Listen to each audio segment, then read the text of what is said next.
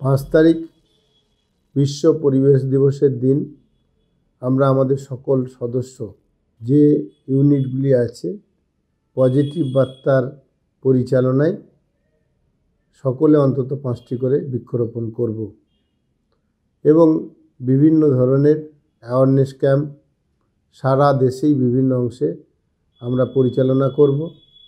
আমি আশা রাখছি 5 তারিখ আমরা সকলে মিলে অন্তত 10,000 গাছ রোপণ করতে পারব।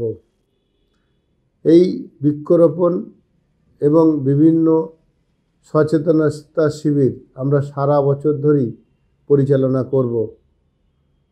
আমরা যে চিন্তাভাবনা নিয়েছি সকলে মিলে রাজ্য সরকারের সহায়তায়, বিভিন্ন রাজ্যে যে গভর্নমেন্টগুলি রয়েছে, কেন্দ্র সরকারের সহায়তায় সকলে মিলে এবং বিভিন্ন স্বেচ্ছাসেবী সংগঠন সাধারণ মানুষকে একজোট করে টার্গেট নিয়েছি 1 বছরে 1 কোটি গাছ লাগানোর। সকলের অংশগ্রহণে এটি সম্ভব হবে। আমি আমার প্রত্যেক সদস্যর কাছে আবেদন জানাচ্ছি, আপনারা যেমন গাছ লাগাবেন অন্যজনকে গাছ লাগানোর জন্য উৎসাহ দিন, অ্যাওয়ারনেস করুন।